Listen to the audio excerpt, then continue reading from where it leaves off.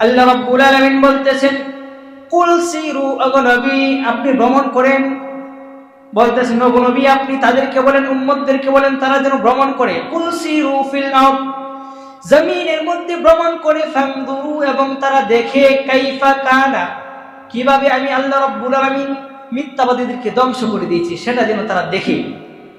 মিথ্যাবাদীদেরকে, যারা আল্লাহকে অস্বীকার করেছেন, কুফরি করেছেন, আল্লাহর সাথে মিথ্যাবাদী, মিথ্যা কথা বলেছেন, তাদেরকে আমি কিভাবে ধ্বংস করে দিয়েছি, ঘুরে ঘুরে তারা দেখে যেন আমি আল্লাহর প্রতি কৃতজ্ঞ হয়, আমি আল্লাহর প্রতি তারা যাতে রুজু হয়, আমি আল্লাহর দিকে তারা যাতে ধাবিত হয়, এই জন্য তারা যেন ভ্রমণ করে দেখে। পৃথিবীর এখনো অনেক এরকম স্থান রয়েছে অতীতে যাদেরকে ধ্বংস করে দিয়েছেন, তাদের ধ্বংসলীলা অর্থাৎ তাদের ধ্বংসস্তূপগুলা এখনো আছে। মানুষ যারা ঘুরতে যায়, ভ্রমণ করে, তারা সেগুলো দেখে এবং দেখে দেখে তারা চিন্তা করে, আল্লাহ তুমি গুনাহের কারণে তাদেরকে কত নিষ্ঠুরভাবে, তাদেরকে কত কঠিনভাবে তাদেরকে পাকড়াও করেছো এবং তাদেরকে কত কঠিনভাবে ধ্বংস করে দিয়েছো। পয়গম্বর নূহ আলাইহিস সালাতু ওয়াস সালাম তিনি তার উম্মতকে 950 বছর, 950 বছর দাওয়াত দিয়েছেন। সুবহানাল্লাহ। পয়গম্বর নূহ আলাইহিস সালাতু ওয়াস সালাম তার সম্প্রদায়কে 950 বছর দাওয়াত দিয়েছেন। দাওয়াত দেওয়ার পরে তারা ইসলামে দীক্ষিত হয় না, ইসলামের দিকে দাবিত হয় না, পয়গম্বর নূহের দিকে দাবিত হয় না, আল্লাহর দিকে দাবিত হয় না। তারা আর পাল্টা নূহকে হুমকি দেয়, ও নূহ তুমি যদি আমাদেরকে এরকম আদেশ করো, তোমার রবের দিকে আদেশ করো, আর এই আদেশ থেকে বিরত না হও, তাহলে আমরা তোমাকে পাথর দ্বারা আঘাত করে মেরে ফেলব। নাউজুবিল্লাহ। আল্লাহ রাব্বুল আলামিন আহকামুল হাকিমিন পয়গম্বর নূহ আলাইহিস সালাতু ওয়াস সালামকে পয়গম্বর বানায় পাঠাইছেন। কত বড় পয়গম্বর! তিনি মানুষকে দ্বীনের দাওয়াত দেয়, কিন্তু তার উম্মতেরা তার দাওয়াত গ্রহণ করে না, করতে চায় না। এমনই মুহূর্তে আল্লাহ রাব্বুল আলামিনের কাছে পয়গম্বর নূহ ডাক দিয়ে বলেন, প্রভু হ্যাঁ, আমার জাতি আমার কথা শুনে না, আপনি তাদেরকে ধ্বংস করে দেন। যখন আল্লাহর কাছে এমন বদদুয়া করলেন, সাথে সাথে আল্লাহ দোয়া কবুল করে নিয়েছেন। নবীদের দোয়া কখনো আল্লাহ ফিরাইয়া দেন না, নবীদের দোয়া আল্লাহ কখনো ফিরিয়ে দেন না, সাথে সাথে কবুল করে নিলেন। কবুল করে নেওয়ার পরে আল্লাহ রাব্বুল আলামিন আহকামুল হাকিমিন বলে দিলেন, অমুক দিন অমুক নিদর্শনের মাধ্যমে বিপদ আসবে, অর্থাৎ বন্যা আসবে, প্লাবন আসবে, যে প্লাবনের কারণে গোটা পৃথিবীর যত কাফির মুশরিক আছে সকলকে আল্লাহ ধ্বংস করে দিবেন, কেবলমাত্র মুমিন ছাড়া, মুমিনদেরকে ছাড়া। যখন প্লাবন শুরু হয়ে গেল, বন্যার পানি শুরু হয়ে গেছে, বন্যা শুরু হয়ে গেল, পয়গম্বর নূহ আলাইহিস সালাতু ওয়াস সালাম মুমিন বান্দাদেরকে তার নৌকায় উঠাইলেন, উঠাইয়া তাদেরকে নিয়ে চড়তে লাগলেন। যখন তিনি একটু দূরে গেলেন, দেখেন তার সন্তান এখনো নৌকায় উঠে নাই। পয়গম্বর নূহ আলাইহিস সালাতু ওয়াস সালাম সন্তানকে ডেকে ডেকে বলতেছেন, সন্তান রে তুমি নৌকায় উঠো, তুমি কাফেরদের অন্তর্ভুক্ত হইও না। পয়গম্বর নূহ আলাইহিস সালাতু ওয়াস সালাম বলতেছেন, ইয়া বুনাইয়া রাকাম মা'ানা ওয়া লা তাকুম মা'আল কাফিরিন। আল্লাহু আকবার। পয়গম্বর নূহ আলাইহিস সালাতু ওয়াস সালাম বলতেছেন, ইয়া বুনাইয়া রাকাম মা'ানা ওয়া লা তাকুম মা'আল কাফিরিন, হে পুত্র রে আসো আসো, আয় আমার নৌকার মধ্যে তুমি আরোহণ করো, আমার নৌকায় তুমি উঠিয়া যাও। ওয়া লা তাকুম মা'আল কাফিরিন, তুমি কাফেরদের অন্তর্ভুক্ত হইও না, তুমি কাফেরদের সাথে থাইকো না। তখন সন্তান পিতাকে উত্তর দেয়, নূহ আলাইহিস সালাতু ওয়াস সালামকে সন্তান উত্তর দিতেছে, বলতেছে, ক্বালা সাআউযী ইলা জাবালি ইয়াসিমুনি মিনাল মা। আল্লাহু আকবার।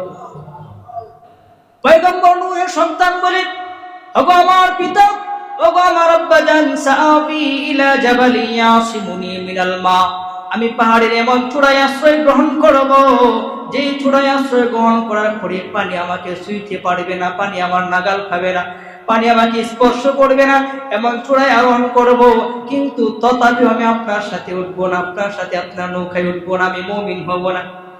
এইভাবে যখন পিতা পুত্রের মধ্যে কথাবার্তা চলতেছে, পয়গম্বর নূহ বলেন, قال لا عاصم اليوم من أمر الله إلا من رحم। পয়গম্বর নূহ বলতেছেন, ও আমার ছেলে, লা আসিমাল ইয়াউম, আজকের দিনে কেউ রেহাই পাবে না, কেউ রেহাই পাবে না। লা আসিমাল ইয়াউমা মিন আমরিল্লাহ, আজকের দিনে কেউ রেহাই পাবে না, আল্লাহর গজব থেকে কেউ রক্ষা পাবে না। কেন জানেন? আল্লাহর ফয়সালা হয়ে গেছে, আজকে বিপদ আসবে, বন্যা হবে, যত কাফের মুশরিক আছে ওই বন্যার পানিতে তলিয়ে সকলেই মরে যাবে, কেবলমাত্র মুমিন ছাড়া। ওরে পুত্র আসো, তুমি আমার নৌকায় চলে আসো। এইভাবে যখন নূহ তার সন্তানকে ডাকে, কিন্তু সন্তান তার ডাকে সাড়া দেয় না। এইভাবে যখন পিতা পুত্রের মধ্যে কথা চলতেছে, হঠাৎ করে একটি প্লাবনের অর্থাৎ একটি ঢেউ আসলো, বন্যার একটি ঢেউ এসে তার সন্তানকে, নূহের সন্তানকে দূরে সরাইয়া নিয়ে গেল। নিয়ে যাওয়ার পরে হযরত নূহ আলাইহিস সালাতু ওয়াস সালাম আল্লাহর কাছে ডেকে ডেকে বলেন, রব্বি ইন্না মিন আহলি। নূহ আলাইহিস সালাতু ওয়াস সালাম বলেন, নূহ রব্বি ক্বালা রব্বি ক্বালা রব্বি ইন্না ইবনি মিন আহলি। ওগো প্রভু, আপনি আমার সন্তানকে পানিতে ডুবাইয়া মারতেছেন। ওগো প্রভু, সে তো আমার সন্তান, ইন্না মিন আহলি, সে তো আমার সন্তান। পিতার চোখের সামনে সন্তান মৃত্যুবরণ করবে, পানিতে ডুবে মরে যাবে, এটা কোনো পিতা সহ্য করতে পারে না, ঠিক কিনা বলেন? কোনো পিতা মাতা কোনোদিন সহ্য করতে পারে না তার সন্তান তার চোখের সামনে ইন্তেকাল করবে, মৃত্যুবরণ করবে, ছটফট করে মৃত্যুবরণ করবে। কোন পিতামাতা তার জীবন থাকতে কোনোদিন সেটা সহ্য করতে পারে না। নূহ আলাইহিস সালাম বলেন, ওগো প্রভু, রব্বি ইন্না ইবনি মিন আহলি, সে তো আমার পরিবার, আপনি তো বলেছেন আমার পরিবারকে আপনি ধ্বংস করবেন না। আল্লাহ বলেন, আল্লাহ বলতেছেন, আল্লাহ বলেন, ইয়া নূহ, হে নূহ, সে তোমার সন্তান হতে পারে, কিন্তু আসলে সে তোমার আহল না, অর্থাৎ তোমার পরিবার না। লাইসা মিন আহলিক, সে কিন্তু তোমার পরিবারের অন্তর্ভুক্ত না। এরে নূহ, তোমার পরিবার হইল সকল লোক যারা ঈমান এনেছে এবং তোমার পথে চলেছে, আল্লাহর পথে চলেছে, তোমার কথা শুনেছে, তারাই হইল তোমার আহাল। এছাড়া বাকি যারা আছে কেউ তোমার আহাল না, তারা সকলেই কাফের মুশরিক। এবং আজকের দিনে আমি আল্লাহ রাব্বুল আলামিন তাদের সবাইকে ধ্বংস করে দেব। আমার ভাইয়েরা, আমার বন্ধুগণ, আল্লাহ রাব্বুল আলামিন যুগে যুগে এইভাবে আযাব গজব দিয়ে ধ্বংস করে দিয়েছেন। তার পিছনে কারণ হইল ওই উম্মতের নাফরমানি, গুনাহ, ঠিক কিনা বলেন? নাফরমানি এবং গুনাহের মাত্রা যখন বেড়ে যায়, তখন আল্লাহ রাব্বুল আলামিন ওই জাতিকে আযাব দিয়ে ধ্বংস করে দেয়, গজব দিয়ে ধ্বংস করে দেয়। আরেকজন নবী ছিলেন, যার নাম ছিল লূত আলাইহিস সালাতু ওয়াস সালাম। তার সম্প্রদায় এতটা জঘন্য ছিল, তারা পৃথিবীর বুকে এমন পাপ কার্য পরিচালিত করেছিল, যেই পাপ কার্য তাদের পূর্বে আর কেউ কোনোদিন সম্পাদন করে নাই। এমন পাপ কাজে তারা লিপ্ত হয়ে গেছে, তারা লাওয়াতত, সমকামিতায় লিপ্ত হয়ে গেছে। তখন এই মুহূর্তে পয়গম্বর লূত আলাইহিস সালাতু ওয়াস সালাম তাদেরকে বলতেছেন, তোমরা এই গুনাহের কাজ করিও না, আল্লাহ তোমাদেরকে পাকড়াও করবেন যদি তোমরা এই কাজ থেকে ফিরে না আসো। কিন্তু তারা পয়গম্বর লূতের কথা শুনল না। এমনকি আল্লাহ রাব্বুল আলামিন দুজন ফেরেশতাকে পাঠাইলেন, পয়গম্বর লূতের বাড়িতে যাও, লূতকে নিয়ে তোমরা এই জমিন ছেড়ে চলে যাও, কারণ আমি অল্প কিছুক্ষণের মধ্যে ওই জনপদটাকে আমি আযাব দিয়ে ধ্বংস করে দিব, আযাব দিয়ে শেষ করে দিব। দুইজন সুদর্শন যুবকের বেশ ধারণ করে ফেরেশতারা যখন লূতের বাড়িতে আসলেন, আসার পরে ওই নাফরমানেরা বলতে লাগলো, আরে লূত, তোমার বাড়িতে এত সুন্দর দুজন যুবক এসেছে, অতএব আমাদের কাজ করতে দাও, আমাদেরকে তাদের সাথে সমকামিতা করতে দাও, লাওয়াত করতে দাও। তার কাছে অনুমতি চাইল।